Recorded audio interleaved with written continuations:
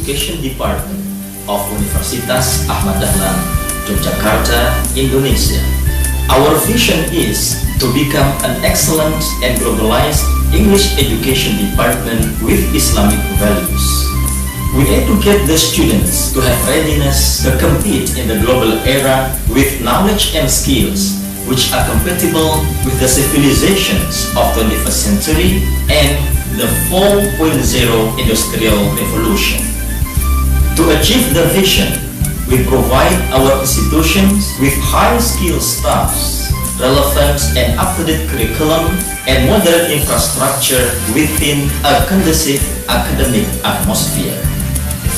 We invite all young generations from all over Indonesia and also from other countries to study in the English Education Department, Universitas Ahmad Dahlan, which is located in Yogyakarta, the city of culture and city of tourism.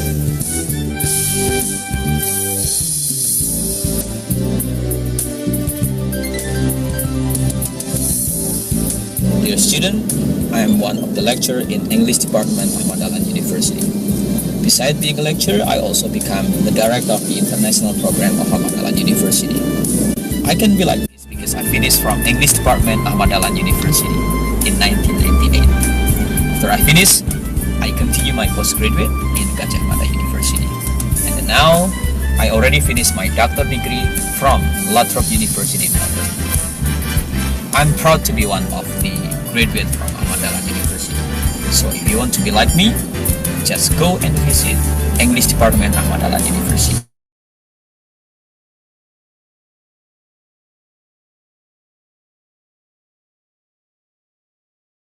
Study English in Ahmad Dahlan University, especially from the English Department. I hope that you can study there very well. We will welcome you very well.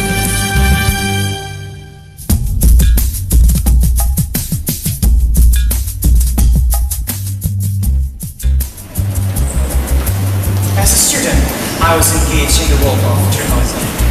Moreover, tourism is also an option that we might master in the department. Well, studying global economics or politics through English debating might be really fun. As a student, we're not only able to pursue education, but also I'm quite experienced in an artist by joining the theatrical community. Here, a religious activity is a very big part in developing myself into a better existence. Welcome to the most livable universities and English education departments in town, where you can experience the serendipity of learnings, cohesive communities, high quality of educations, and constructive engagements among students, lecturers, and staffs around English education departments. And it provides us with a friendly environment which connects students with accessible website, Wi-Fi partner, library, laboratories, and sophisticated technologies. It is a worthy investment for you to learn, live, and grow for a brighter future. My name is Bradley. I graduated from Ahmad Dahlan University in 2015. Now I'm doing my master degree in Monash University, Australia. Learning in English department of Ahmad Dahlan University is one of my best learning experience ever, because it's not only provided me with challenging and applicable knowledge, but also with a lot of opportunities to develop myself, like seminars, trainings, preparation for competitions, leisure supports, and international conference. Hi, I'm one of the English lecturer here in Institut Seni Indonesia, Yogyakarta. I have graduated from Ahmad Dahlan University, especially English Education Department, class 2003. I just want to share that I was very lucky to take English Education Department as my major because it can support my career here in two ways. First, I'm not surprised anymore with any situation of the characteristic students here. Second, by joining English Education Department as my major, I don't have difficulty to manage any situation of the class here in Institut are you waiting for? Come and join us in English Education Department, Ahmad Dahlan University, Yogyakarta.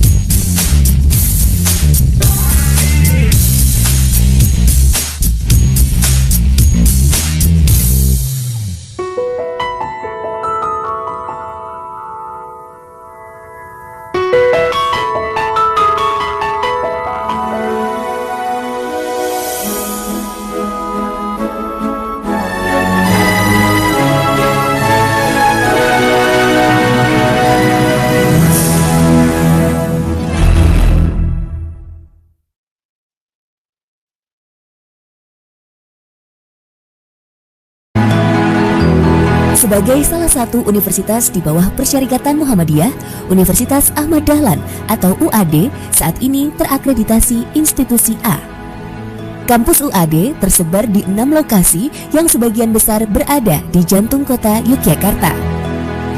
Kampus UAD kini dilengkapi dengan sarana gedung perkuliahan yang representatif dan nyaman. Selain itu, kampus ini memiliki fasilitas perpustakaan dan laboratorium yang lengkap sebagai penunjang kebutuhan akademik mahasiswa serta fasilitas lainnya.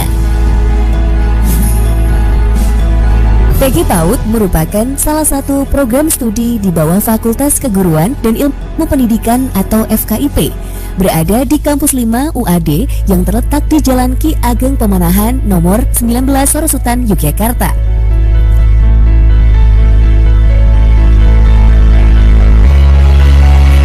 Suasana berbeda sudah terasa ketika kita memasuki area kampus. Para mahasiswa mendapatkan pelayanan yang menyenangkan.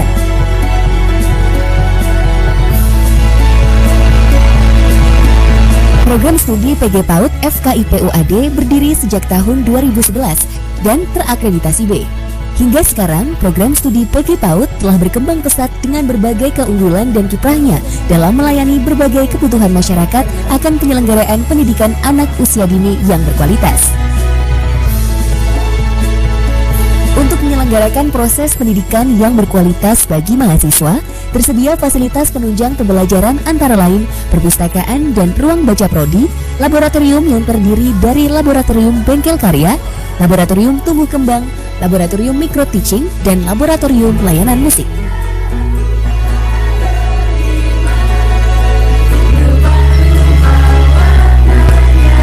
Pada tahun 2030, menjadi program studi yang unggul dalam penyelenggaraan pendidikan guru anak usia dini, berjiwa entrepreneur, berwawasan global, berdasarkan nilai-nilai Islam. Visi tersebut kemudian akan dituangkan di dalam kurikulum yang akan dipakai di dalam proses pembelajaran bagi peserta didik.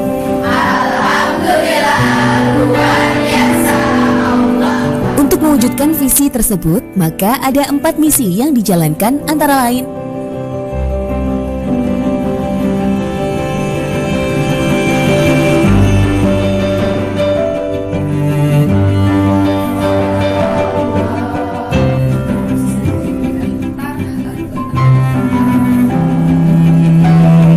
dalam rangka merealisasikan visi misi prodi, diselenggarakan proses perkuliahan terstandar dan ditunjang dengan fasilitas ruang perkuliahan dan praktek di laboratorium yang memadai, metode pembelajaran yang menyenangkan sehingga membuat mahasiswa aktif dan partisipatif.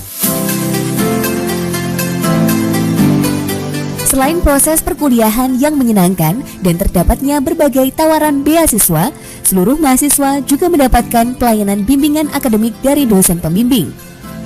Setiap semester, semua mahasiswa minimal mendapatkan 3 kali layanan bimbingan. Bagi mahasiswa, tersedia berbagai tawaran beasiswa, baik dari internal UAD, luar institusi, dan termasuk dari pemerintah. Saat ini, sebagian mahasiswa program studi PG PAUD telah memperoleh beasiswa unggulan BBM, PPA, Bidik Misi, Lazismu, dan BSM.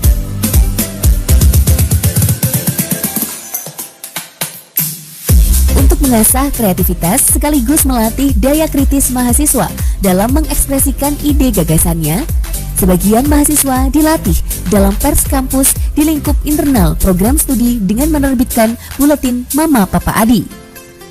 Mahasiswa belajar menulis reportase berita, mengolah dan menyajikannya dalam bentuk buletin.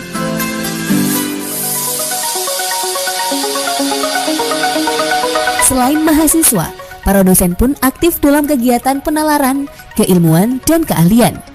Program studi PG PAUD memiliki dan mengelola jurnal GECC, Journal of Early Childhood Care and Education, yang terbit secara berkala setahun 2 kali, telah terindeks Google Scholar, Portal Garuda, Moraref, PKP Index, Dimension, Crossref, dan segera menuju DOAJ serta Sinta 3.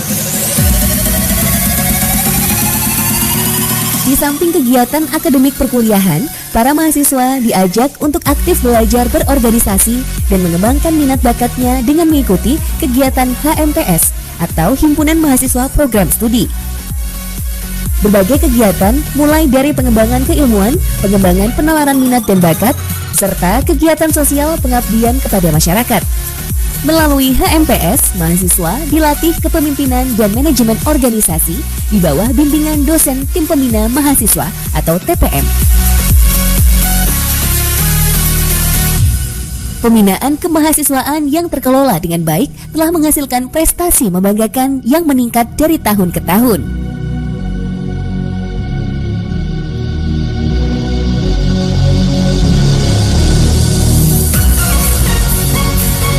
Selama program studi berdiri hingga sekarang, telah banyak kerjasama yang dilakukan dengan institusi perguruan tinggi dalam negeri dan luar negeri, instansi pemerintah, serta swasta. Di antara sejumlah kerjasama yang membanggakan adalah kerjasama dengan lembaga internasional SEAMEO dalam kegiatan Joint International Conference and Program Sea Teacher. Setelah menyelesaikan studi, saya mempunyai bekal untuk menjadi seorang guru PAUD yang memiliki sejumlah kompetensi. Selain menjadi guru PAUD, lulusan bisa menjadi tenaga kependidikan. Menurut saya, lulusan PG PAUD UAD memiliki kepribadian yang sangat baik. Mereka santun, mudah beradaptasi. Kemudian mereka juga punya keunggulan, diantaranya ada yang pandai desain grafis, kemudian ada juga yang pintar menulis buku cerita.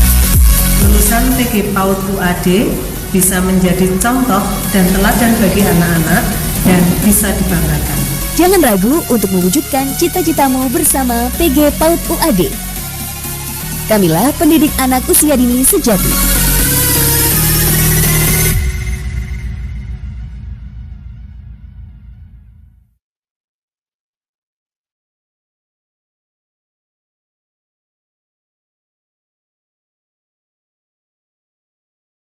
Baik, Assalamualaikum warahmatullahi wabarakatuh. Yang kami hormati pemateri kita hari ini, Ibu Avanti Feraristi Pramudiani MPD dan Ibu Ratri Nur Hidayati MPD BI, serta seluruh peserta PPG Daljab Bidang Pendidikan Anak dan Bahasa Inggris Universitas Ahmad Dahlan. Selamat datang di pelatihan pendalaman materi pedagogi. Alhamdulillahirrabbilalamin, assalatu wassalamu ala asyrafil anbiya wal mursalin, wa ala alihi wa ashabihi ajma'in, amma ba'd. Pertama-tama, marilah kita panjatkan puja dan puji syukur kita atas kehadirat Allah Subhanahu wa Ta'ala, yang mana telah memberikan nikmat dan rahmatnya sehingga kita bisa melihat satu sama lain, walaupun secara virtual. Kemudian salawat dan salam kita hanturkan kepada junjungan kita Nabi besar Muhammad SAW, yang mana telah membawa kita dari zaman jahiliyah menuju zaman yang penuh berkah ini. Baik, perkenalkan nama saya Khofifah Intan Jayani. Saya adalah mahasiswa pendidikan bahasa Inggris semester 6. Saya di sini bertugas sebagai MC di acara pada pagi hari ini. Ada siang hari ini, sorry maaf. Sebelum ke acara inti, saya akan membacakan susunan acara pada hari ini. Ada pembukaan, kemudian ada pemaparan materi oleh dua pemateri kita, yaitu ada Ibu Ratri dan Ibu Avanti. Kemudian ada tanya jawab, dan selanjutnya adalah penutup. Baik teman-teman semua, untuk acara yang pertama adalah pembukaan. Marilah kita buka acara pada hari ini dengan mengucapkan basmalah bersama-sama. Bismillahirrahmanirrahim. Baik, sebelum memasuki acara inti, saya akan menjelaskan sedikit tentang acara kita pada hari ini. Kegiatan ini terselenggara dalam rangka penyiapan uji kompetensi PPG dan sebagai bentuk pengabdian pada masyarakat. Untuk info selanjutnya, akan ada link soal untuk dikerjakan yang akan dibagikan dalam beberapa hari ini melewati grup masing-masing dan akan dibahas di pertemuan selanjutnya, yaitu minggu depan. Jadi untuk seluruh peserta yang hadir di acara hari ini, diharapkan untuk tetap memantau grup masing-masing ya. Baik, acara selanjutnya adalah acara inti, yaitu pemaparan materi. Untuk materi yang pertama akan diisi oleh Ibu Ratri Nur Hidayati MPDBI. Sebelum masuk ke penyampaian materi, saya akan memperkenalkan beliau secara singkat. Nama Ratri Nur Hidayati, profesi dosen di program studi pendidikan bahasa Inggris, riwayat pendidikan strata 1 pendidikan bahasa Inggris di Universitas Negeri Yogyakarta, strata 2 di pendidikan bahasa Inggris di Universitas Ahmad Dahlan. Alamat kantor beliau ada di Jalan Pramuka nomor 42 Sidikan Yogyakarta. Emailnya ratri.nh@pbi.uad.ac.id. Oke, mungkin itu saja untuk perkenalannya. Kepada Ibu Ratri kami persilahkan. Baik, terima kasih Mbak Intan atas waktunya. Bismillahirrahmanirrahim. Assalamualaikum warahmatullahi wabarakatuh. Selamat siang Bapak Ibu semuanya, apa kabar? Alhamdulillah sehat-sehat ya, dan tetap semangat. Terima kasih telah berkenan hadir dan meluangkan waktu pada siang hari ini di sela-sela kegiatan Bapak Ibu dalam tahap PPL ya. Oke. Ya, alhamdulillah senantiasa kita panjatkan puji syukur kehadirat Allah Subhanahu wa taala yang telah melimpahkan rahmat, hidayah, nikmat sehat, nikmat sempat, sehingga pada siang hari ini kita bisa bertemu secara virtual dalam persiapan pelaksanaan UP PPG bidang pedagogis. Salawat serta salam semoga senantiasa tercurahkan kepada junjungan kita Nabi Agung Nabi Muhammad SAW beserta keluarga, sahabat, dan kita sebagai umat beliau yang menanti syafaat beliau di yaumul akhir. Baik Bapak Ibu peserta PPG dalam jabatan bidang pendidikan anak usia dini atau PAUD dan juga bidang bahasa Inggris yang saya banggakan. Siang ini kita bertemu dalam penyiapan UP atau uji pengetahuan PPG yang akan dilaksanakan pada akhir bulan Juli nantinya. Oke, terima kasih Mbak Intan. Saya share screen ya.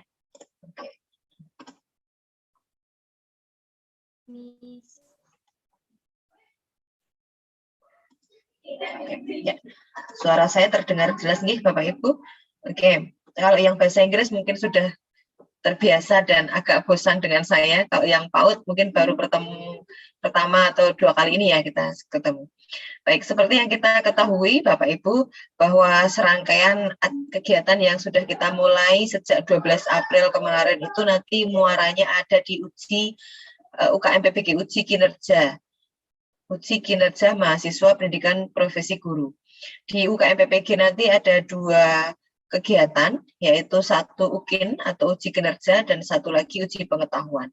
Uji kinerja nanti akan menguji Bapak Ibu secara praktek, nantinya ada praktek pembelajaran dan juga portofolio, dan UP atau uji pengetahuan yang itu akan menguji kemampuan teori Bapak Ibu semuanya. Ya, jadi idealnya seperti yang disampaikan Mas Menteri juga para perumus guru profesional itu seorang guru profesional baik secara teori maupun secara praktik yang itu mampu melewati tes-tes atau ujian tersebut.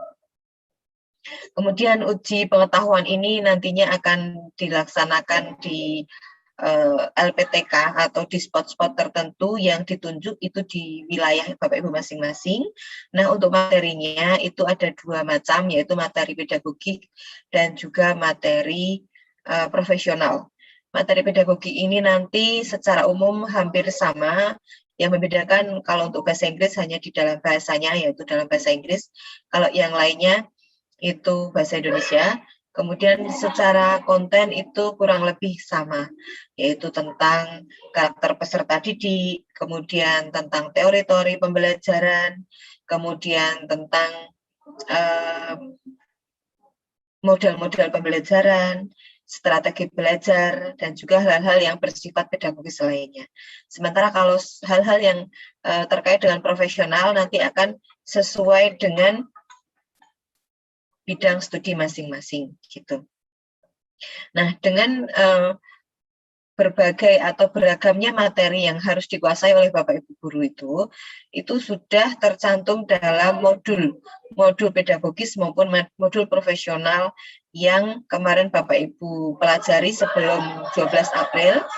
Namun itu bisa dikembangkan dari teori-teori atau maupun dari buku-buku sebelumnya. Jadi tidak hanya terbatas dari modul-modul tersebut, namun Bapak Ibu perlu mengembangkan isu-isu terkini dan juga hal-hal yang berkaitan dengan materi-materi pedagogis maupun materi profesional.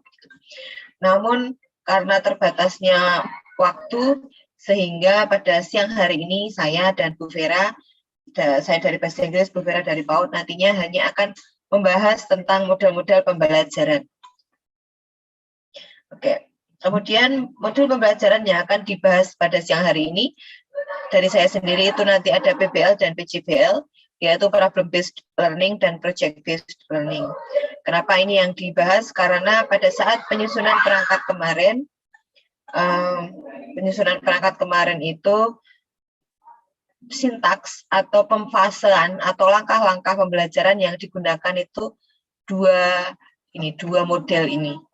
Betul tidak Bapak Ibu? Padahal ada banyak sekali model-model pembelajaran yang bisa dipakai. Ada discovery learning, ada inquiry learning, scientific gitu. Tapi hanya dua sintaks ini yang dipakai atau dua model ini yang dipakai di dalam sintaks. Nah, Oke, kita mulai dari problem based learning dulu Bapak Ibu. Ini merupakan langkah-langkah, ada 5 langkah. Kalau lagu itu pacarku 5 langkah. Kalau PBR ini ada 5 langkah dalam problem based learning.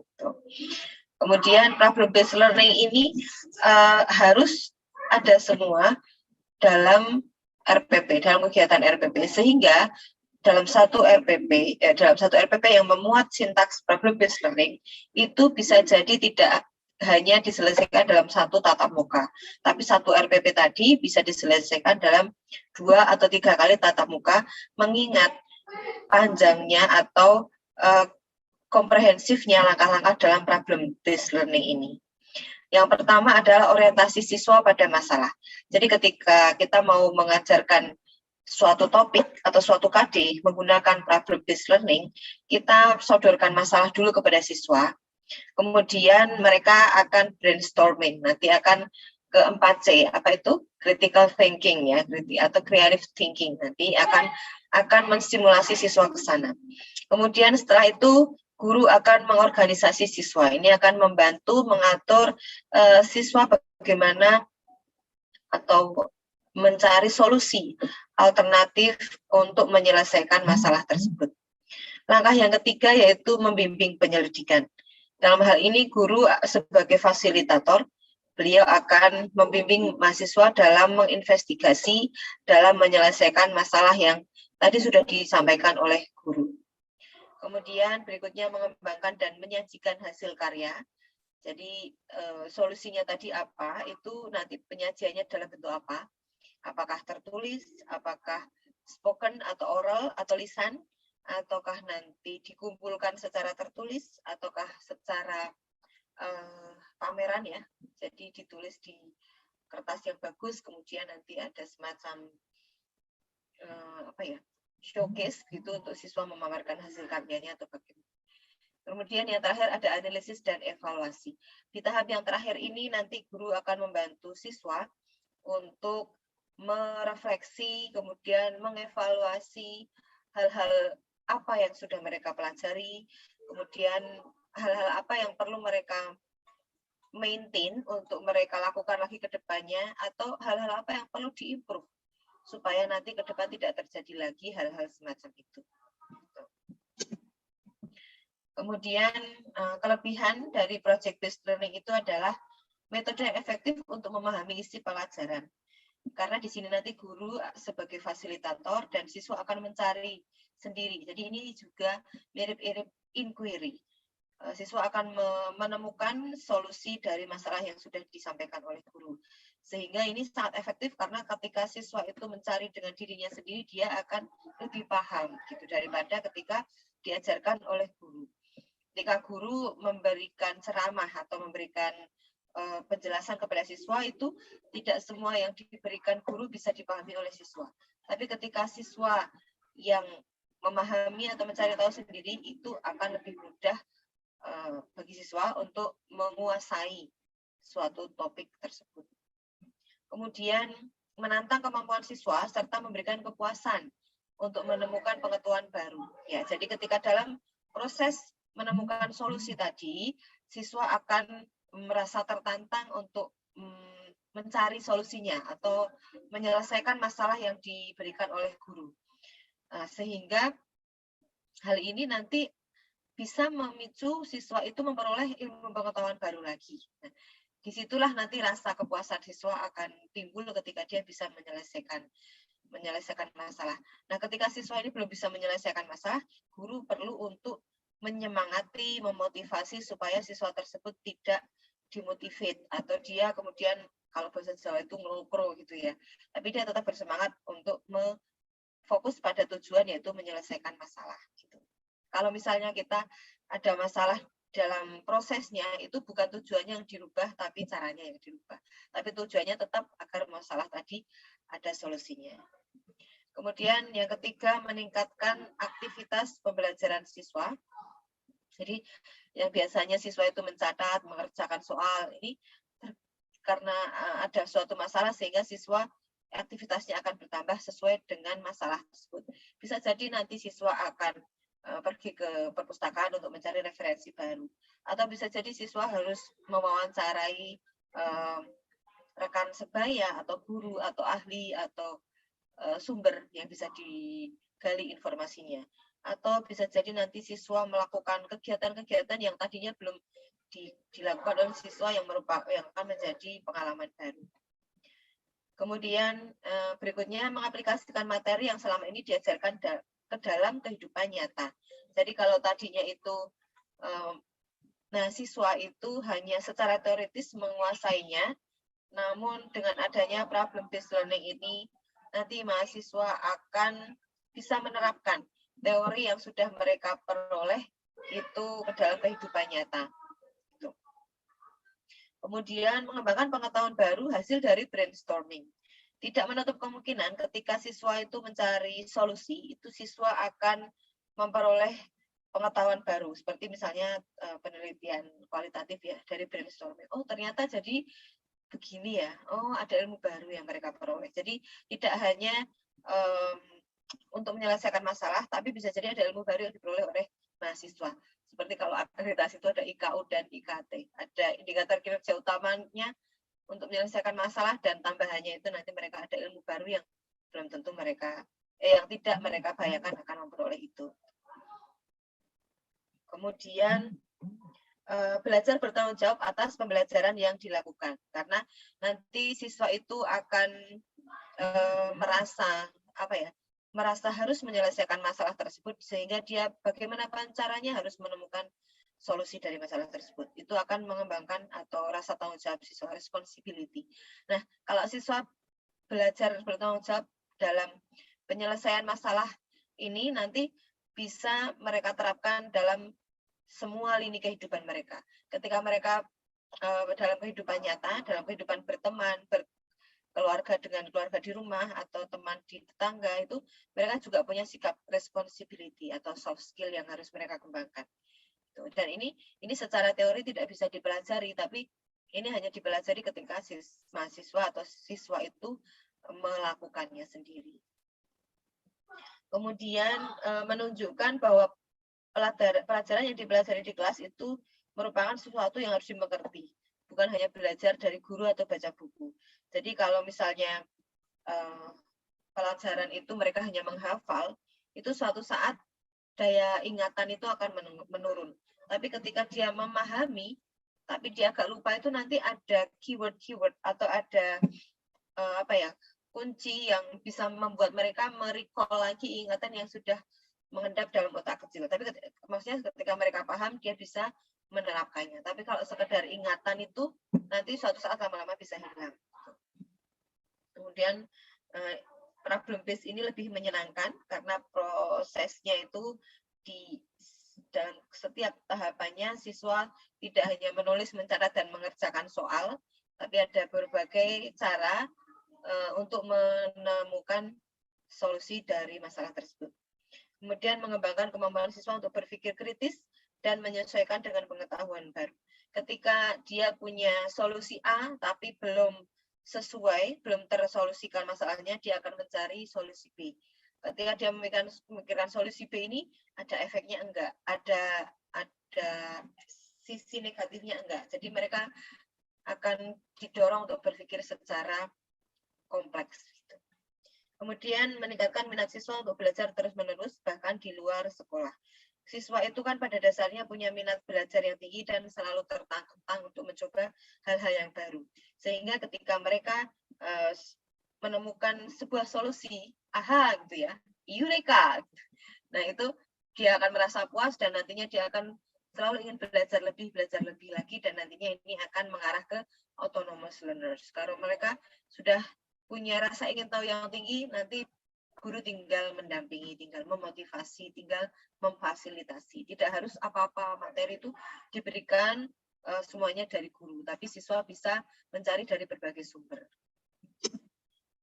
Nah, selain ada kelebihan, PBL ini juga ada kekurangannya. Yang ada di dunia ini kan punya dua sisi, kelebihan dan kekurangan, gitu ya. Yang pertama itu perlu optimisme siswa dan guru. Jadi siswa dan guru itu yakin bahwa masalah ini nanti akan terselesaikan. Bagaimanapun caranya, itu sudah terpatri di sini. Nanti kalau masa bisa sih, gimana ya caranya? Aduh nggak paham nih, aduh nggak tahu caranya. Nah, itu nanti itu sudah menurunkan motivasi, dan motivasi itu porsinya tidak kurang dari 50% dari keberhasilan itu sendiri. Dari motivasi dia akan meningkat menjadi self-confident. Dari self-confident dia akan meningkat menjadi self-efficacy. Seberapa yakin dia bisa menyelesaikan masalah tersebut. Kemudian kekurangannya PBL juga perlu ditunjang oleh buku yang dapat dijadikan pemahaman dalam kegiatan pembelajaran. Ketika siswa itu secara teori masih kurang paham, tentunya dia perlu referensi, perlu sumber-sumber yang bisa menguatkan atau bisa sebagai dasar, sebagai exposure siswa untuk mencari solusi. Nah, perlu ada buku ini kekurangannya. Kalau misalnya tidak ada buku, ya kita bisa bergeser ke online sources gitu ya. Kemudian problem based learning membutuhkan waktu yang lama. Jadi tidak bisa satu KD itu kalau diselesaikan dengan problem based itu bisa dilaksanakan dalam satu pertemuan. Gitu. Tapi dengan rencana dan strategi belajar yang tepat itu insya Allah waktunya itu nanti akan rigid sekali ditentukan sehingga waktu yang lama itu akan terbayarkan dengan hasil yang maksimal. Oke, itu cukup untuk problem based. Nanti kalau ada topik untuk didiskusikan di akhir setelah pemaparan Bu Vera. Terus sekarang kita akan bergeser ke PJBL atau project based learning. Kalau tadi di PBL itu atau problem based itu kita ada 5 langkah. Di project based ini kita punya 6 langkah.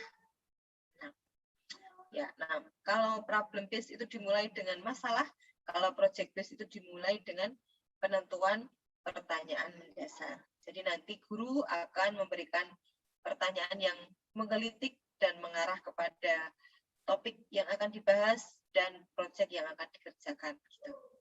Jadi nanti siswa akan mencari jawaban dari pertanyaan yang dikemukakan oleh guru. Kemudian setelah ada pertanyaan itu, nanti siswa diminta untuk menyusun perencanaan proyek, baik secara individu maupun secara kelompok. Nah, tentunya Mohon maaf, Miss. Ya. Mohon maaf, saya potong sebentar. Ini di audiens mungkin suaranya kecil, Miss. Miss bisa di offin dulu mikrofonnya, lalu dihidupin lagi. Tadi tuh tiba-tiba kayak kecil gitu suaranya, Miss.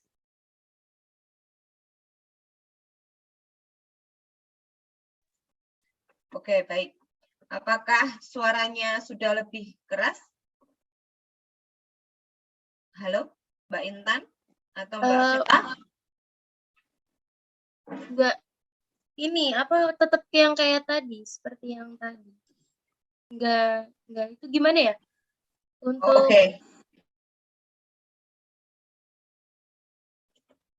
Oke, apakah sudah lebih keras suara saya, Mbak Intan?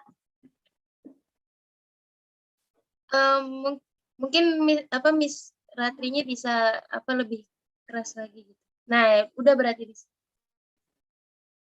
Udah masuk. Udah lebih keras. Udah. Oh, oke, terima kasih. Padahal saya sudah makan siang juga loh ini tadi. Tapi mungkin saya efek grogi atau mau ketemu Bapak Ibu itu, jadi suara saya menjadi lebih lembut, lebih kecil. Padahal biasanya keras kalau ngomong. Oke. Baik, tadi sampai nomor 2 ya, menyusun perencanaan proyek. Jadi setelah ada pertanyaan mendasar tadi, terus siswa diminta untuk menyusun perencanaan proyek. Gitu. Nanti kira-kira proyek apa yang akan mereka buat, gitulah. Kurang lebih seperti itu. Kemudian setelah itu menyusun jadwal, create schedule. Jadi nanti dengan waktu yang ada, misalnya dibatasi waktu 1 minggu atau 2 minggu atau 2 hari, itu siswa diminta untuk membuat apa proyeknya. Nah, nanti siswa diminta untuk menghitung mundur, misalnya waktunya ada seminggu gitu, 7 hari, berarti hari ke-6 dia harus sudah mulai penyajian data, kemudian hari ke-5 dia harus, kalau proyeknya itu butuh berapa lama, berarti dia membutuhkan berapa lama juga untuk proses membuat proyeknya itu. Kemudian kalau ada persiapannya, berarti harus seberapa cepat dia mempersiapkan atau mendiskusikannya dengan teman-temannya, misalnya harus hari itu atau bisa besok pagi atau besok 2 hari lainnya. Menyusun jadwal.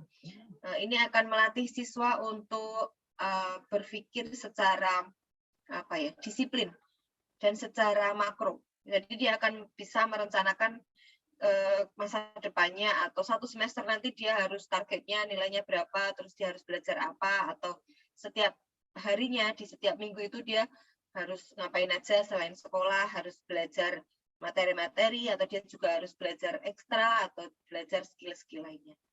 Kemudian yang keempat, nanti guru memantau siswa dan kemajuan proyek, yaitu nanti guru menanyai siswa sudah sampai mana progresnya, kemudian sudah berapa persen progres yang sudah disusun gitu.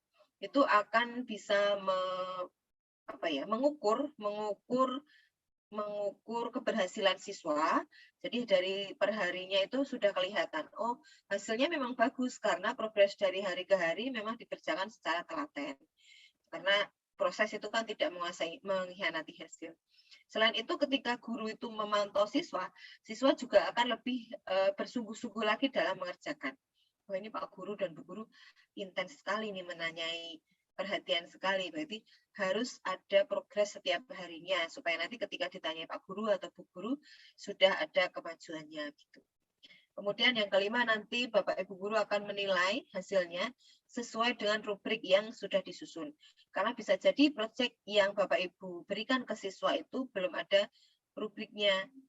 Atau ada rubriknya tapi belum di buku. Misalnya di Google itu banyak yang sudah menyusun rubrik serupa untuk proyek Bapak Ibu. Nah, itu bisa digunakan dengan adjustment atau dengan penyesuaian sesuai dengan konteks Bapak Ibu. Tapi kalau belum ada, berarti Bapak Ibu perlu menyusun rubrik gitu untuk menilai proyek mahasiswa tersebut atau proyek siswa. Kemudian yang terakhir nanti evaluasi pengalaman. Jadi ini bisa digunakan untuk merefleksi, kemudian sama dengan problem based tadi, merefleksi, menganalisis hal-hal baik apa yang nantinya bisa mereka lakukan di kemudian hari, dan hal-hal yang masih kurang bagus apa yang nanti perlu diimprove supaya nanti ketika dalam kegiatan selanjutnya itu bisa berjalan dengan baik. Gitu. Baik, kemudian berikutnya, prinsip PJBL menurut Thomas.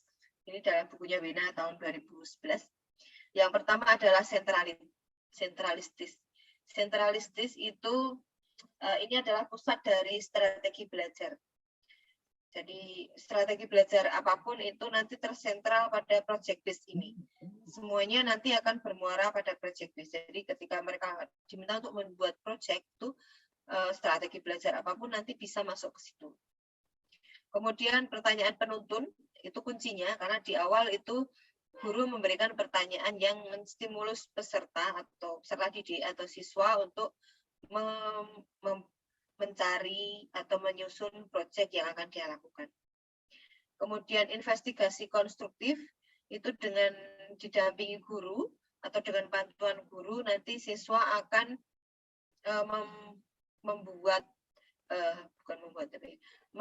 investigasi dulu itu berarti dia meneliti dulu, menyelidiki dulu secara intens proyek apa yang akan mereka buat. Kemudian konstruktif itu dia akan menemukan sendiri proyek yang sesuai dengan pertanyaan yang disampaikan oleh guru. Jadi PJBL ini memang sesuai dengan teori belajar konstruktivitis. Ya, kan ada 4 ya, teori belajar behavioris, kemudian konstruktif, kognitif, dan apalagi setelah lagi ya, kognitif, behavior, humanistik ya. Humanistik, kognitif, behavior, dan konstruktivis. Itu nanti juga dipelajari oleh Bapak Ibu. Siapa tahu kan keluar pas UP, ya, karena teori belajar. Nah, teori belajar itu karena yang mendasari bagaimana kita menyadari atau menuntun kita untuk menentukan strategi belajar atau model atau teknik metode yang akan kita gunakan. Nah, teori belajar itu kan nanti sesuai dengan usianya juga, kemudian teknik-tekniknya. Ada yang behavioris, ada yang kognitif, ada yang humanistik, kemudian konstruktivis. Kemudian konstruktivistik. Kemudian yang keempat adalah otonomi. Jadi otonomi ini ketika ada masalah, ada pertanyaan, masalah itu kan problem based. Ada pertanyaan yang dikemukakan oleh guru, itu siswa diberikan otoritas penuh untuk menentukan proyek yang dia lakukan. Nah, itu adalah otonomi di situ. Dia akan menentukan bikin ini yuk, gitu. Sesuai, tapi juga di bawah ini ya, pantauan dan bimbingan guru. Jadi otonominya itu siswa berlatih otonominya pada saat dia menentukan proyeknya atau pada saat dia menentukan langkah-langkah dan step-step dalam penyusunan proyek tadi. Jadi di situ dia akan, kalau di problem base itu dia akan responsibility tadi, bertanggung jawab, otonomi. Jadi dia punya kebebasan untuk memilih proyek dan memilih langkah-langkahnya, tapi dia juga harus bertanggung jawab atas apa yang dia pilihnya itu. Kemudian realistis itu karena hal yang akan mereka buat itu nanti menjadi realistik ya, menjadi kenyataan, menjadi kenyataan, baik itu tangible atau intangible. Maksudnya baik yang terlihat maupun tidak terlihat. Kalau yang terlihat itu misalnya proyeknya itu membuat apa ya? Membuat barang dengan teknologi sederhana misalnya. Walaupun bahasa Inggris tapi nanti bisa si teknologi itu bisa digunakan dalam PAUD sebagai APE misalnya, atau bisa digunakan dalam bidang ekonomi lainnya. Jadi nanti PJBL itu tidak hanya satu bidang, tapi dia bisa jadi beberapa bidang juga. Kemudian Kalau yang intangible atau yang tidak terlihat itu nanti hasil akhirnya misalnya berupa ide atau gagasan atau sebuah rencana atau tulisan atau ya itu kan belum nggak ada barangnya gitu, tapi ada hasilnya. Gitu. Kemudian berikutnya adalah kelebihan PJPL ya.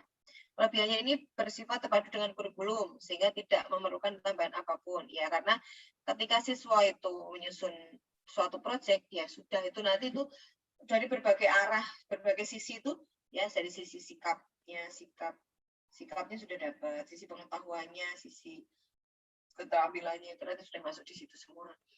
Kemudian kemampuan afeksi, psikomotor, kognisi itu juga sudah masuk semuanya. Kemudian siswa terlibat dalam kegiatan dunia nyata dan mempraktikkan strategi otentik secara disiplin.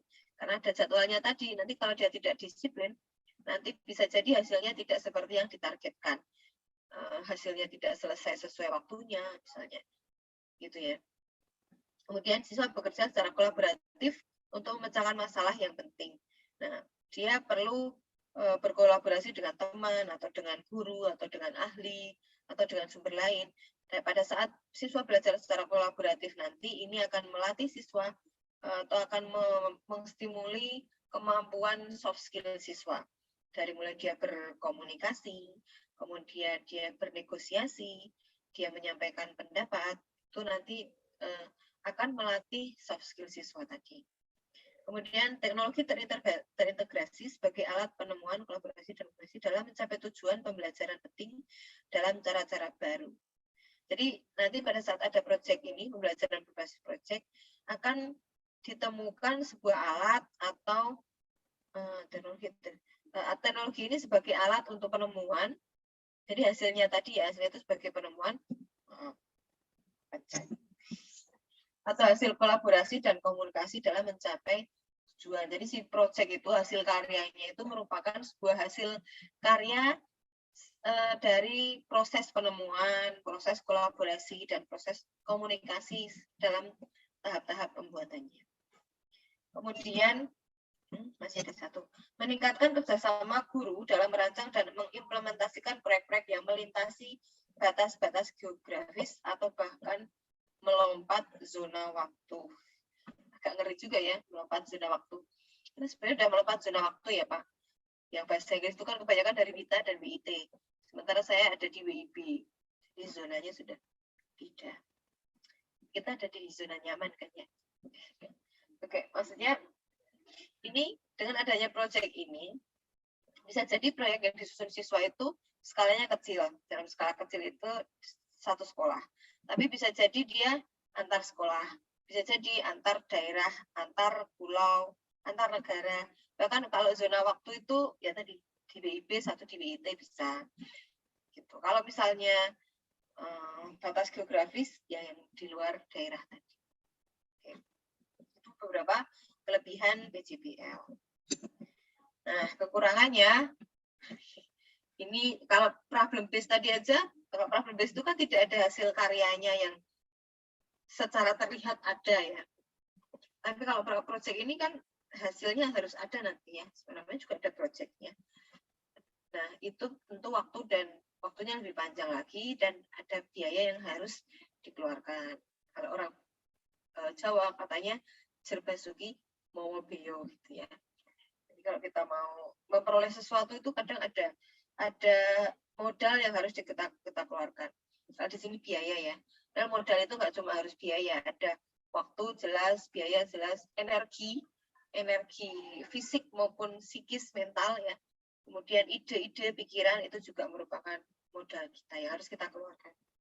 Kemudian memerlukan banyak media dan sumber belajar ya untuk membuat proyek yang nantinya hasilnya itu benar-benar sesuai yang diinginkan, komprehensif. Tentu pada saat proses-proses penyusunannya itu siswa akan beruji coba menggunakan banyak media dan juga dia akan membutuhkan banyak sumber belajar sebagai dasar dia menentukan proyek tadi ya. Sebelum dia praktekkan dia harus tahu teorinya dulu. Oh kalau pakai nanti banyak ini tuh nanti hasilnya tidak bagus. Oh kalau begini itu tidak tidak sesuai keinginan misalnya, itu kan perlu ada sumber belajar. Kemudian memerlukan guru dan siswa yang sama-sama siap belajar dan berkembang, karena pada siap belajar dan berkembang, tidak baper, karena pada prosesnya nanti akan ada hal-hal yang mungkin di luar ekspektasi atau di luar bayangan ya. Ternyata prosesnya itu sangat ini ya, exhausting, melelahkan. Kok step-stepnya kok detail banget ya ini harus dicatat setiap hari. Kok ini step-stepnya itu memerlukan kolaborasi ya ini. Nah, itu satu sama lain harus siap-siap belajar dan mau berkembang. Kemudian yang terakhir itu ada kekhawatiran siswa hanya akan menguasai satu topik tertentu yang dikerjakannya. Ini merupakan salah satu kekurangan tidak hanya dalam project based, tapi dalam pekerja kelompok pun misalnya tidak ada pembagian kerja yang jelas, nanti ada yang satu kerja yang lainnya belum tentu kerja. Nah, ini maksudnya satu topik tertentu itu apabila ada pembagian tugas yang strict gitu. Jadi satu ini mengawasi saja, ya sudah mengawasi, tidak tahu proses yang lainnya. Jadi itu sebaiknya semua anggota kelompok dalam proyek tertentu itu harus mengalami dan harus tahu setiap proses-prosesnya. Misalnya tidak bisa mengalami langsung, ya nanti diceritakan. Misalnya satu orang itu dalam diberikan satu tugas tertentu, nanti yang sebagai PIC-nya tadi diminta untuk sharing, untuk mengimbaskan atau menyampaikan pada teman di bagian lain, sehingga semuanya akan mengetahui prosesnya secara lengkap. Gitu. Oke, mungkin itu yang bisa saya sampaikan mengenai PBL dan Project Based Learning. Ini hanya merupakan salah satu atau bagian kecil dari persiapan UP dan juga bagian kecil dari model-model pembelajaran yang ada. Jadi kenapa dua ini? Karena ini yang kemarin kita bahas secara detail dan lengkap. Kemudian tapi tidak menutup kemungkinan juga Bapak Ibu tetap mempelajari dan menguasai model-model pembelajaran yang lainnya. Jadi selain model pembelajaran ini nanti ada model pembelajaran STEM yang akan disampaikan oleh Bu Vera. Kemudian setelah model pembelajaran juga ada teori belajar, ada karakter peserta didik, terus ada PTK, terus ada strategi belajar, itu yang perlu Bapak Ibu pelajari bersama-sama. Kemudian sama dengan yang disampaikan Mbak Intan tadi, Mbak MC, nanti setelah di akhir pelatihan hari ini, nanti akan diberikan soal oleh masing-masing bidang akademis, masing-masing akademik di masing-masing bidang. Nah, itu soalnya Bapak Ibu kerjakan, terus nanti akan kita bahas di pertemuan berikutnya. Tuh, mungkin itu saja yang bisa saya sampaikan. Banyak kurang dan salah atau ada hal yang kurang berkenan, saya mohon maaf. Saya akhiri, wabillahi taufiq wal hidayah. Wassalamualaikum warahmatullahi wabarakatuh. Waktu saya kembalikan ke Mbak Intan. Waalaikumsalam warahmatullahi wabarakatuh. Terima kasih Miss Ratri yang sudah menyampaikan materi. Baik. Mohon maaf sebentar ada kesalahan.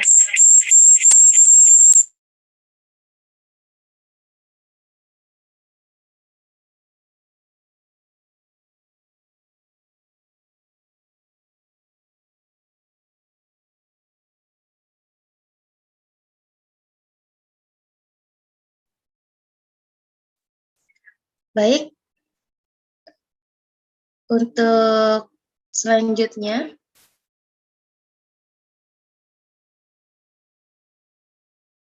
sebelum kita ke pemateri selanjutnya, bagi teman-teman yang ingin bertanya bisa lewat kolom chat, bisa ditulis di kolom chat di YouTube, yang ada di YouTube ya. Nanti saya akan bacakan satu persatu, kemudian untuk link presensi akan dibagikan di akhir acara di kolom chat YouTube juga. Jadi jangan lupa presensi ya teman-teman. Selanjutnya, materi yang kedua akan diisi oleh Ibu Avanti Vera Risti Pramudiani, MPD. Sebelum ke penyampaian materi, saya akan memperkenalkan sedikit secara singkat saja pemateri kedua kita ini. Nama Avanti Vera Risti Pramudiani. Beliau adalah dosen di pendidikan guru pendidikan anak usia dini. Riwayat pendidikan beliau Bachelor of Education in Yogyakarta State University, Master of Education in Yogyakarta State University.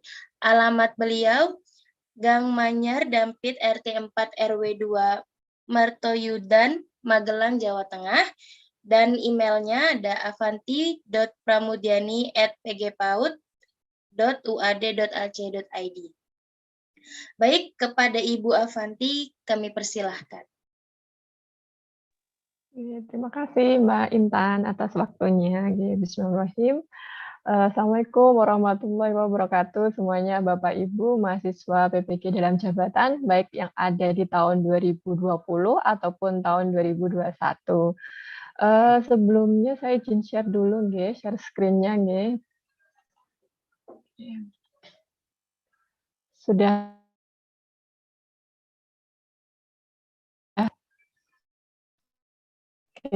sudah saya lihat.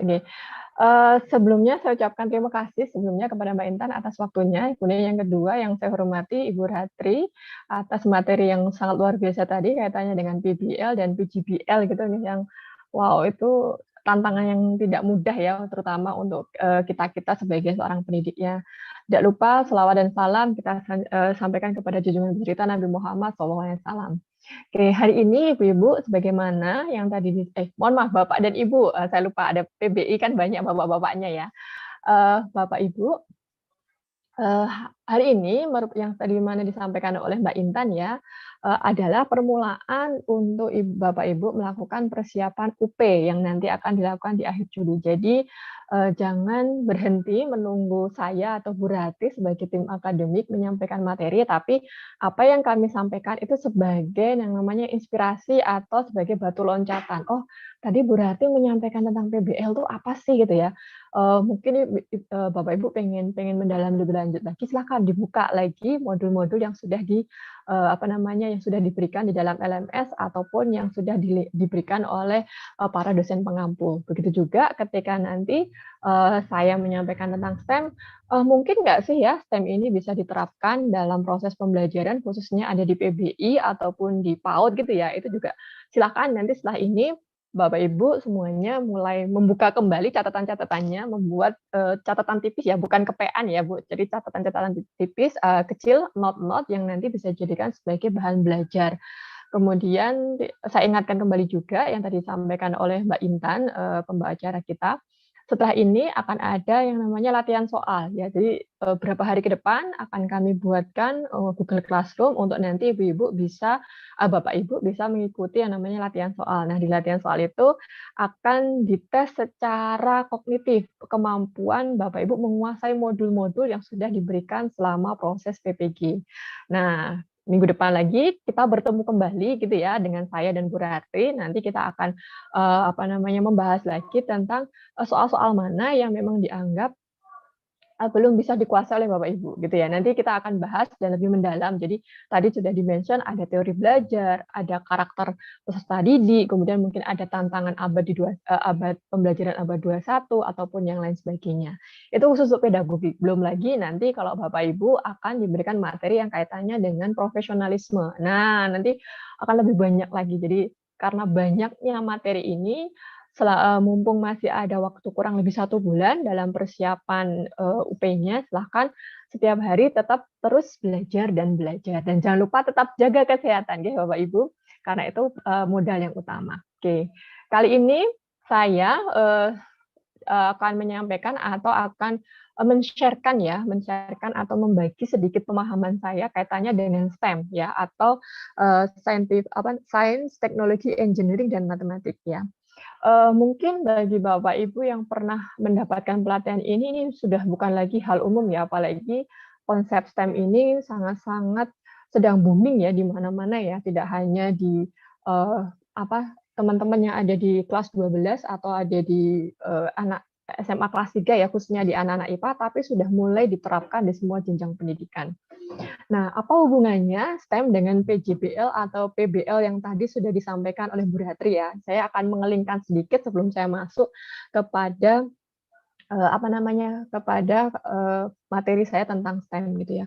Jadi itu linknya atau hubungan antara PJBL dan dengan PBL itu sangat berhubungan sekali dengan STEM. Jadi ketika Bapak Ibu menerapkan salah satu model pembelajaran yang tadi dipilih atau tadi dijelaskan oleh Bu Ratri ya, PJBL atau PBL itu ketika diterapkan tanpa disadari Bapak Ibu sudah mengembangkan yang namanya STEM, terutama pada tujuan pembelajarannya gitu ya. Jadi sangat-sangat penting sekali bagaimana Bapak Ibu memahami kedua konsep ini yang nantinya akan menjadi pijakan Bapak Ibu mengembangkan RPP, dan di dalam RPP itu ketika kita menentukan atau menyusun rencana pembelajaran juga akan berdasarkan pada tahapan atau teori-teori pendidikan yang lainnya.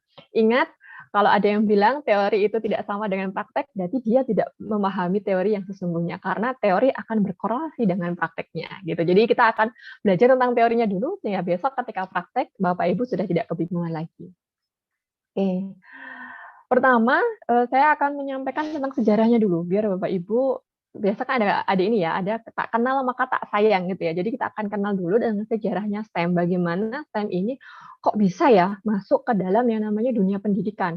Padahal kan kita tahu ya di dalam STEM itu kan dari artinya saja ini sudah ada atau namanya bisa dibilang ini adalah bidang-bidangnya anak saintis ya, anak eksak gitu ya. Sehingga sosial humaniora seperti PBI bahkan PAUD sekalipun kayaknya tidak mungkin ini menggunakan konsep STEM ini ya. Jadi itu pemahaman dulu ya, dulu di awal-awal. Tapi semakin berkembangnya konsep STEM itu tidak hanya dikembangkan hanya pada bidang eksak saja, tapi juga pada sosial humaniora. Oke, kita mulai dulu dengan kapan sih STEM mulai dikenal secara global ya. Jadi kalau mungkin sekitar 5 tahun 10 tahun yang lalu kita belum pernah ya mendengar STEM ya. Apa itu STEM? Dan apakah STEM itu kalau di dalam bahasa Inggris itu STEM itu kan menanak gitu ya. Apakah artinya itu ya? Ternyata sebenarnya STEM itu sudah sangat lama sekali dikembangkan, hanya ini mulai dikenal atau mulai trending topik gitu ya kalau dalam bahasa gaulnya anak-anak sekarang itu sejak adanya pidato Barack Obama, yaitu Presiden Amerika Serikat pada tanggal 11 Januari 2011, bahwa dia menyampaikan bahwa dalam 10 tahun yang akan datang itu baby boomers itu atau ibaratnya guru-guru yang kelahiran baby boomers itu ya, yang bagian dari itu sudah akan banyak yang pensiun.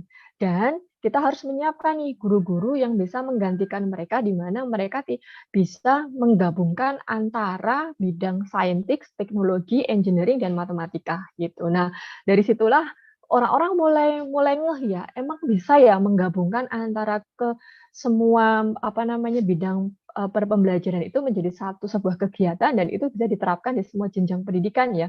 Apalagi di PBI yang mungkin ini pemahaman awam saya ya sebagai orang yang tidak mempelajari bahasa Inggris secara detail ya. Apalagi di PBI itu kan kita membahas tentang bagaimana teaching, tentang vocabulary, kemudian tentang grammar gitu ya, pronunciation dan lain sebagainya. Kok tiba-tiba harus belajar tentang scientific, teknologi, engineering dan matematika tuh gimana korelasinya gitu ya. Nah, itu nanti kita akan belajar ini juga. Oke. Jadi itu mulai globalnya pada saat Barack Obama, tapi kalau Bapak Ibu lihat perkembangannya itu sudah mungkin bisa dibilang ratusan abad yang lalu gitu ya. Jadi di tahun 1800-an itu mulai dikembangkan STEM itu sejak adanya Ohio State University yang ada di Amerika sana, yang dia diawali fokus pada yang namanya pendidikan tentang agrikultural atau pertanian, kemudian berkembang bagaimana tidak hanya agriculture tapi juga pada pelatihan engineering gitu ya. Kemudian yang mungkin, dan ini mungkin tidak terlalu terkenal ya Bapak Ibu, atau mungkin tidak terlalu direspon oleh atau di aware sama masyarakat global ya. Tapi kemudian pada 10 tahun yang akan datang gitu ya, sekitar 1879 sampai 1880 muncul penemuan yang sangat menakjubkan ya, yang kita pakai sampai hari ini, yaitu Thomas Alva Edison ya. kalau Bapak Ibu masih ingat, ini pelajaran kita zaman masih SD, SMP, SMA ya, kita diajarkan atau dikenalkan dengan beberapa penemu, salah satunya Thomas Alva Edison-nya. Ketika dianalisis, lampu pijar yang dihasilkan oleh Thomas Alva Edison itu adalah bagian atau hasil dari penerapan STEM. Hanya saja dulu tidak dikenal apa itu STEM ya. Jadi dia hanya mengembangkan yang namanya sebuah penemuan karena dia merasa malam-malam itu kan bagaimana caranya dia tetap bisa belajar gitu ya, atau bagaimana tetap beraktivitas dengan adanya cahaya dan sebagainya, seperti itu. Kemudian STEM itu kemudian dikembangkan lagi atau dimanfaatkan lagi dalam Perang Dunia Kedua. Wah, jadi jangan salah ya, ternyata STEM itu bisa dilakukan di mana saja ya, bisa di universitas, atau ada akademisi, di kehidupan sehari-hari, dengan yang namanya penerapan itu tadi ya, menemukan lampu pijar sebagai salah satu problem solving, kita bisa beraktivitas selama 24 jam gitu ya, kalau kondisinya tidak memungkinkan kita menggunakan cahaya matahari.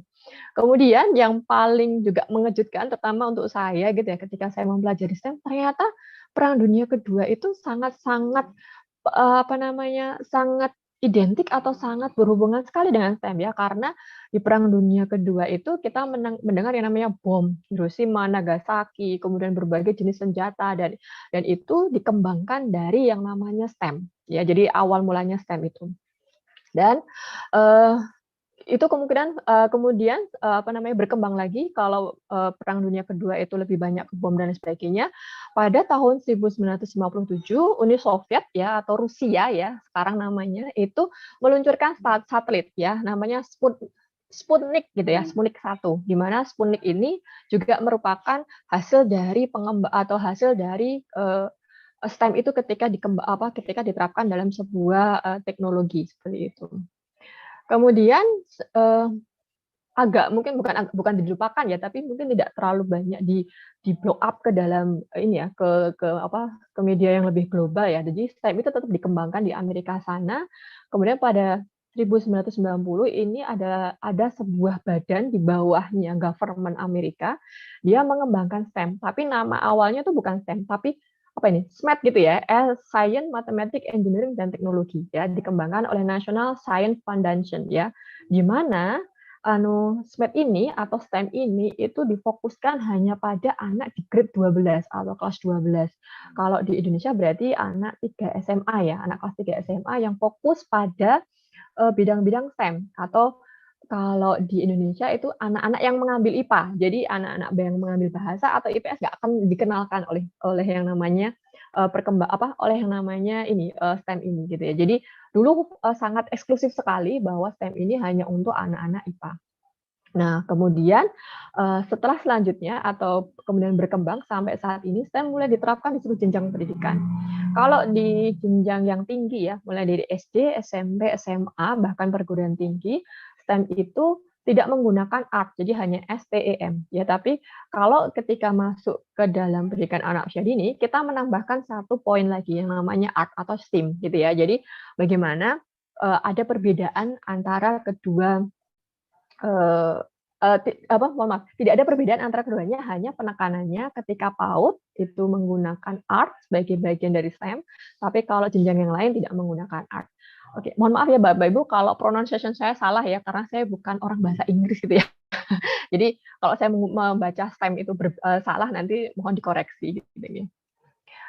Oke, selanjutnya Bapak Ibu, ini ada perkembangan STEM. Nah, yang jadi pertanyaan adalah bagaimana sih kita mau menerapkan STEM ini dalam dunia atau dalam bidang sosial humaniora, khususnya di dalam bahasa ya, ke dalam bidang bahasa ataupun kepada bidang pendidikan anak usia dini yang sangat-sangat erat kaitannya dengan perkembangan anak, kemudian tentang vocabulary dan lain sebagainya. Apakah memungkinkan ya kita akan jadi sebagai guru bahasa Inggris gitu ya, itu kita bilang, oke, kita akan belajar matematika gitu ya.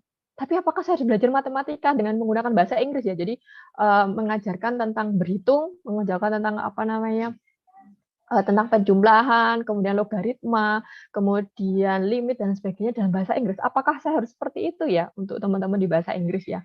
Atau mungkin teman-teman yang ada di PAUD, ya ampun Bu, masa mau hitungan ya, anak-anak bisa menghitung 1 sampai 20 itu saja itu sudah capaian luar biasa. Masa kita harus mengajari mereka perkalian, kemudian pembagian dan lain sebagainya. Apakah itu mungkin gitu ya? Atau pertanyaan yang juga cukup menggelitik, apakah kita harus bikin puisi tentang matematika gitu ya? Matematika, pembagian, pengurangan. Nah, apakah harus seperti itu ya untuk mengembangkan STEM ya?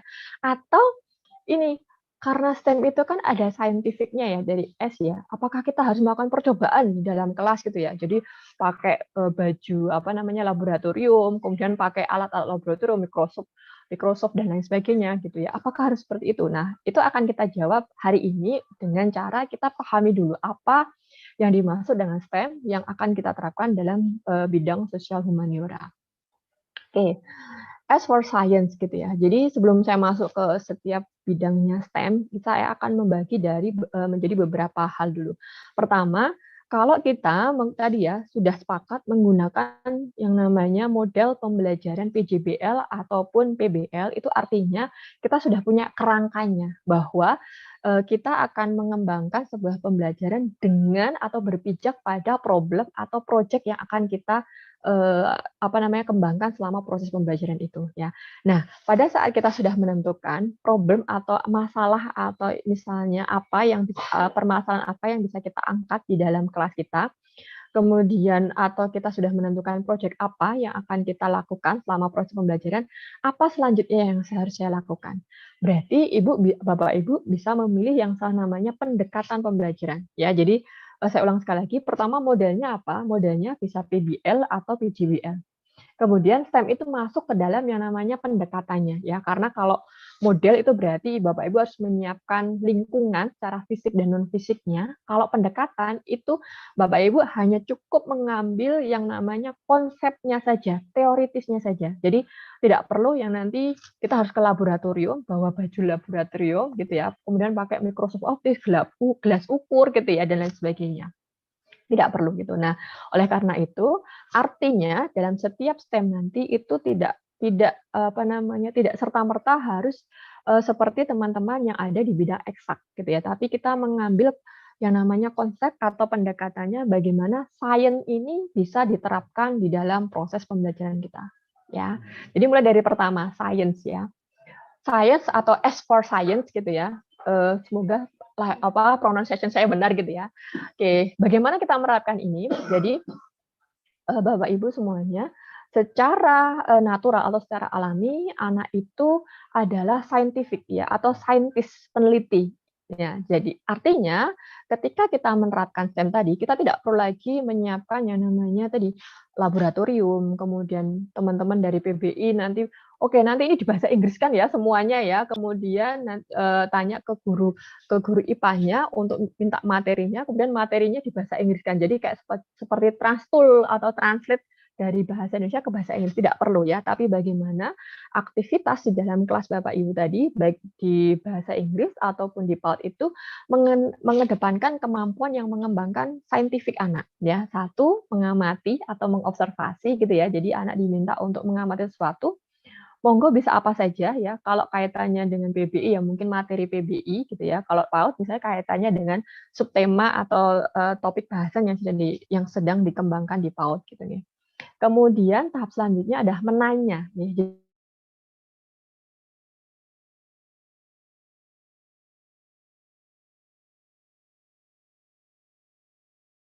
Nah, pertanyaannya ini nanti yang akan dijadikan sebagai sarana agar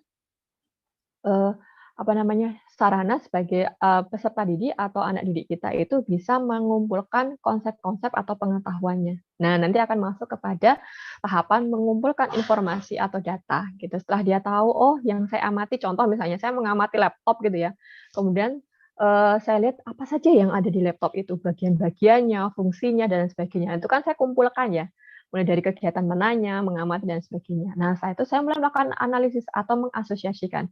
Kira-kira dengan fungsi seperti ini, dengan tampilan seperti ini, laptop itu untuk apa ya? Laptop itu bagaimana gitu nih. Jadi itu yang bisa Bapak Ibu lakukan dalam tahapan itu. Nah, yang terakhir, anak-anak bisa kita minta untuk menjelaskan hasil yang dia peroleh dari 3 tahapan selanjutnya. Nah, kalau dalam bahasa Inggris tentunya harus pakai bahasa Inggris ya Bapak Ibu. Tapi kalau pada anak usia dini ya tidak harus menggunakan bahasa Inggris kecuali memang ibu gurunya sudah sangat fasih bahasa Inggris dan anak-anaknya sudah bisa dilatih bahasa Inggris, silahkan. Tapi kalau tidak, cukup dia mempresentasikan dengan sederhana apa pengetahuan yang sudah didapatnya dari tahapan tadi. Nah, itu namanya S for Science. Jadi tidak perlu yang namanya Bapak Ibu masuk ke dalam laboratorium, memahami tentang apa itu materi IPA di laboratorium itu ya. Jadi bahan-bahannya dan segala macam tidak perlu. Tapi cukup di dalam kelas Ibu, tapi bagaimana nanti bisa dikembangkan atau bisa distimulus tentang karakter-karakter tadi atau kemampuan saintifik tadi. Kemudian T is for technology. Artinya kalau kita artikan secara harfiah ya atau secara langsung, memang berarti dalam pembelajaran STEM itu harus memanfaatkan yang namanya teknologi. Contohnya gawe atau gadget ya, ada HP, ada laptop, ada LCD, ada video, ada rekaman dan ada sebagainya. Tapi bagaimana ketika kita dihadapkan bahwa kayaknya tidak mungkin sekali ya yang namanya kita menyediakan hal tersebut. Apalagi kalau tadi saya mendengar dari Bu Rantri, ada beberapa mahasiswa di PBI yang sekarang ini sedang berada di Indonesia bagian sana yang mungkin kesulitan dalam menyediakan teknologi sebagai sarana untuk pembelajaran di kelasnya ya, apalagi dengan kondisi yang tidak sama ya di Indonesia. Apakah saya harus tetap menggunakan ini? Ternyata tidak, Bapak Ibu. Jadi ketika STEM ini diterapkan ya, baik di kegiatan di bidang bahasa Inggris ataupun PAUD, memang kalau memang bisa menyediakan ini ya teknologi berupa HP, laptop, LCD, video, rekaman atau lain sebagainya yang kaitannya dengan teknologi, silahkan, itu sangat diperbolehkan. Tapi itu tidak hanya terbatas itu. Bapak Ibu bisa memanfaatkan yang namanya teknologi sederhana dalam pembelajaran. Jadi mulai dari gunting, paku, kemudian alat pertukangan tang gitu ya, katrol, benda miring, roda dan lain sebagainya yang kaitannya dengan teknologi sederhana itu bisa menjadi topik bahasan Ibu dalam menerapkan STEM khususnya untuk teknologi gitu ya. Jadi misalnya hari ini Bapak Ibu ingin di PBI misalnya, di PBI ingin bagaimana anak-anak bisa speaking gitu ya. Nggak mungkin bawa laptop gitu ya, karena misalnya anak-anak belum tentu punya laptop misalnya. Ya sudah, silahkan Bapak Ibu punya gunting ya, suruh anak-anak untuk menceritakan dari gunting itu. Nah, itu kan juga sudah ada STEM-nya. Begitu juga dengan teman-teman yang ada di PAUD.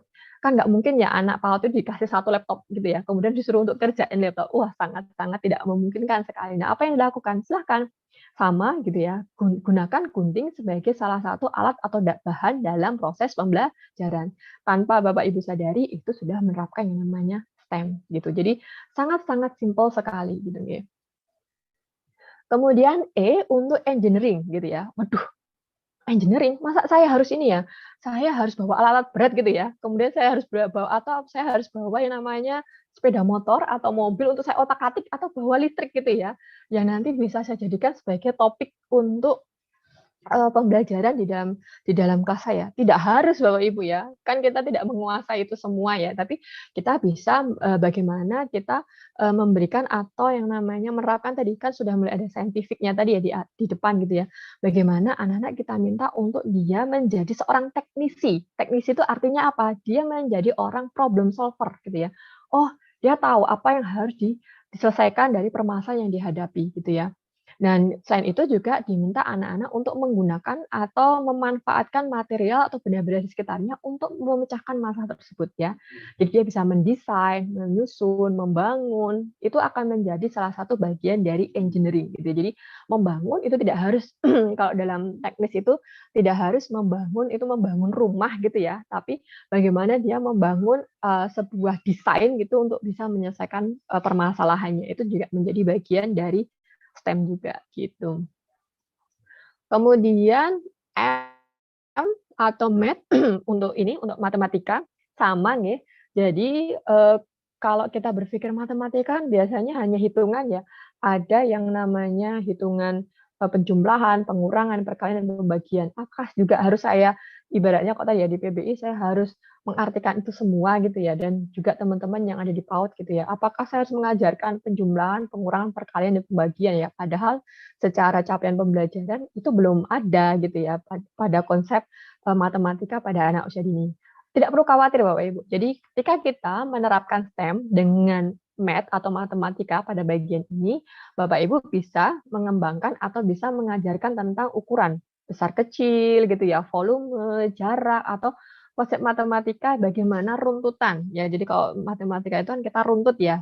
Nah, runtutan dalam menulis kalau misalnya masih atau anak-anak PBI gitu ya, menulis writing gitu kan harus ada bagaimana awalnya. Jadi judulnya, kemudian topik yang akan dia tulis, kemudian kesimpulan yang di akhir. Nah, itu merupakan bagian juga dari matematika. Jadi susunan berpikir logisnya akan kelihatan juga gitu. Jadi ketika kita menerapkan STEM itu tidak serta-merta kita akan menerapkan yang namanya tadi konsep teman-teman yang ada di bidang eksak gitu ya, yang akan kita pindahkan ke dalam STEM itu. Tapi bagaimana tema-tema yang ada di eksak itu dijadikan sebagai sumber ya, sumber belajar kita yang nanti mau dilihat atau mau digunakan dengan konsepnya PBI atau mau dilihat dari konsepnya teman-teman yang ada di pendidikan anak usia dini gitu.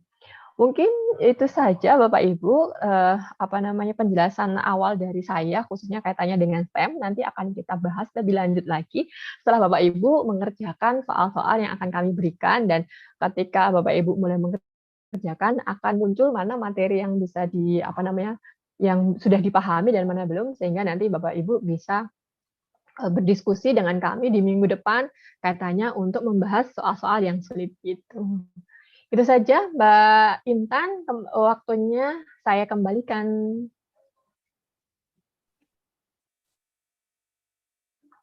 Ya, terima kasih Ibu Avanti atas penyampaian materinya.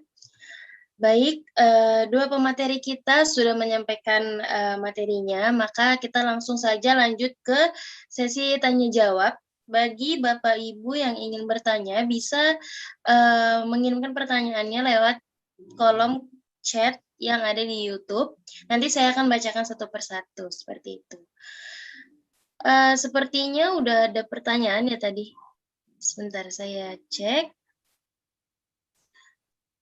Ini dari Bapak Haryanto untuk Ibu Ratri.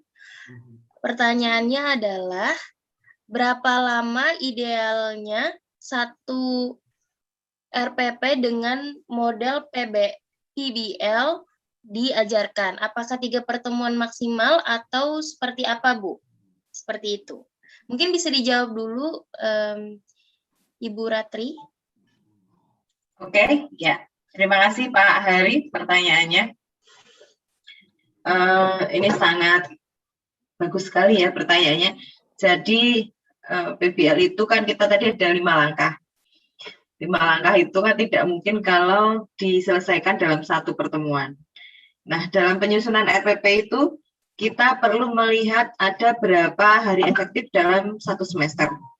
Kemudian dari dalam mau keluar ya enggak. Dari hari efektif dalam satu semester tadi akan kita sinkronkan dengan berapa KD atau berapa materi yang perlu kita selesaikan. Misalnya kita punya 18 minggu, kita punya 18 meeting dalam satu semester, terus ada 6 KD misalnya. Nah, kalau ada 6 KD berarti kan kita perlu 1 KD itu 3 meeting untuk diselesaikan.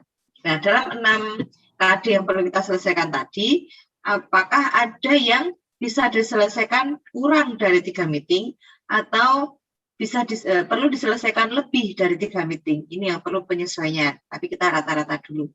Nah, kalau sudah, kita akan bergeser ke yang PBL tadi. Kalau misalnya waktunya cukup, itu idealnya PBL tidak bisa diselesaikan dalam 1 atau 2 pertemuan. 3 atau 4 ya, 3 atau 4 pertemuan.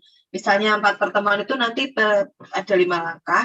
Itu pertemuan pertama, itu langkah pertama, masalah dan organisasi, langkah pertama dan kedua itu pertemuan pertama. Kemudian pertemuan ketiga itu untuk penyelidikan. Kemudian pertemuan ketiga itu untuk presentasi karya siswa. Dan yang terakhir, yang keempat itu untuk analisis dan evaluasi. Tapi kalau 4 pertemuan tidak cukup, ya alokasinya ya berarti 3 pertemuan tidak apa-apa. Tapi kalau 1 atau 2 itu tidak cukup untuk PBL, kecuali untuk PPL, PPG. Nah, itu PBL dan PJBL bisa diselesaikan dalam 1 pertemuan. Kalau itu kan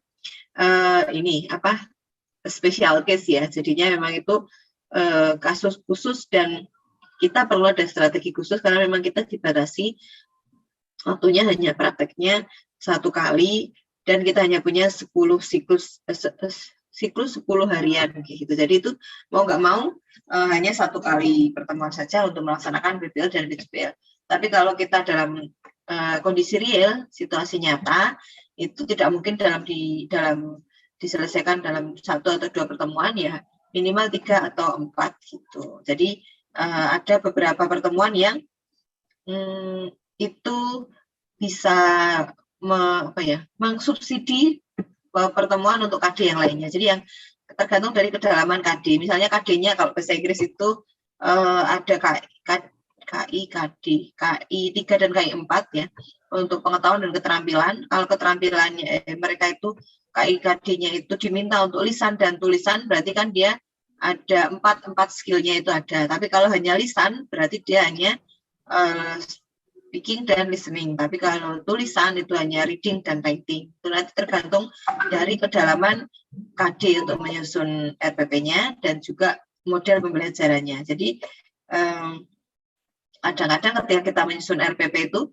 KD-nya kedalamannya dilihat dan juga metode atau sintak yang akan kita gunakan pada penyusunannya itu juga perlu disesuaikan gitu, sehingga nanti 18 meeting umpamanya ya dalam 1 semester itu bisa diisi dengan efektif dan efisien, semua materi terselesaikan dan semua metode atau model pembelajaran itu bisa diberikan kepada siswa, sehingga siswa bisa mengalami berbagai macam metode atau model pembelajaran, tidak hanya itu saja. Nanti siswa bisa tahu model pembelajaran lainnya dan juga bisa meningkatkan motivasi anak. Begitu itu yang bisa saya sampaikan. Semoga menjawab pertanyaan Pak Haring ya, Mbak Intan. Terima kasih. Baik, terima kasih banyak Ibu Ratri atas penyampaian jawabannya. Oke, ini ada pertanyaan lagi dari Ari Widiantari buat Ibu Vera. Pembelajaran STEAM harus dilaksanakan dari awal pembelajaran ataukah cukup di kegiatan inti saja untuk anak PAUD? Monggo Ibu Vera bisa menjawab. Terima kasih Mbak Intan atas waktunya. Ya, terima kasih Bu Ari atas pertanyaannya yang luar biasa sekali. Wah, ini kayaknya sudah siap UP ya, karena kaitannya tadi ketika kita sudah paham tentang konsep-konsep ini, bagaimana penerapannya dalam penyusunan RPP atau RPPH gitu ya. Ya, jawabannya adalah tidak harus di kegiatan inti saja Bu Ari, jadi bisa mulai dari kegiatan awal. Misalnya kalau di PAUD itu kan ada kegiatan 3 tahapan awal ya, pembukaan, inti, penutup ya. Di dalam pembukaan itu Bu Ari kan bisa mengingat ya, kita menjelaskan atau topik bahasan atau menjelaskan subtema. Nah, di saat kegiatan kita menjelaskan subtema, kita bisa menggunakan konsep scientific-nya ya, atau sainsnya tadi, S-nya tadi. Nah, kalau Bu Ari memanfaatkan teknologi misalnya ya, pakai laptop atau pakai HP atau pakai video atau misalnya pakai rekaman, itu sudah juga mengembangkan yang namanya teknologinya juga sebagai bagian dari STEM-nya juga. Nah, begitu juga kalau nanti Ibu di kegiatan inti mau keempat bidang STEM tadi ya, STEM-nya itu mau diterapkan, itu juga sangat-sangat diperbolehkan gitu. Nah, bagaimana dengan kegiatan penutupnya? Itu nanti Ibu juga bisa, tidak harus semuanya ya, jadi bisa menggunakan 1 atau 2 aja, pakai S-nya saja, scientific-nya, coba anak-anak diminta untuk mengingat kembali tadi yang mengamati setelah seharian tadi apa yang harus dilakukan, kemudian diminta untuk dia menyampaikan apa saja kegiatannya, bagian dari recalling itu juga bisa bagian dari STEM itu, Bu. Tapi kalau Ibu-Ibu merasa kesulitan untuk di semua tahapan, bisa di kegiatan inti dulu juga boleh, di kegiatan pembukaan itu juga boleh. Kembali lagi, tadi yang disampaikan oleh Bu Ratri ya, tadi kan sudah dijelaskan ya, ngeling juga ya dengan yang Bu Ratri sampaikan tadi bahwa ada 5 tahapan ya tadi ya Bu Ratri ya, gitu. Nah, di dalam 5 tahapan itu nanti tinggal Ibu bisa tentukan di sebelah mana itu STEM itu akan dilakukan, gitu. Kurang lebih seperti itu, Mbak Intan. Terima kasih. Sama-sama Ibu Vera, terima kasih atas penyampaian jawabannya. Baik, mungkin karena waktu kita sudah hampir habis ya. Mungkin kita cukupkan sampai di sini sesi tanya jawabnya. Baik, terima kasih kepada Ibu Ratri dan Ibu Vera yang sudah mengisi acara pada hari ini. Semoga apa yang telah disampaikan bisa berguna untuk Bapak Ibu semuanya, serta semua peserta yang sudah mendengarkan dari awal sampai akhir. Ya, saya ingin mengingatkan kembali terkait akan adanya link soal untuk Bapak Ibu semuanya yang untuk dikerjakan yang akan dibagikan dalam beberapa hari ini di grup masing-masing dan akan dibahas di pertemuan selanjutnya yaitu di minggu depan. Jadi untuk seluruh peserta diharapkan untuk tetap memantau grup masing-masing ya. Jangan sampai ketinggalan info seperti itu. Baik, kepada Bapak Ibu semua, kita sudah di penghujung acara yaitu penutup. Saya Kofifa Intan Jayani mengucapkan terima kasih banyak atas partisipasinya dan marilah kita tutup acara pada hari ini dengan mengucapkan hamdalah bersama-sama. Alhamdulillahirabbil alamin. Wassalamualaikum warahmatullahi wabarakatuh.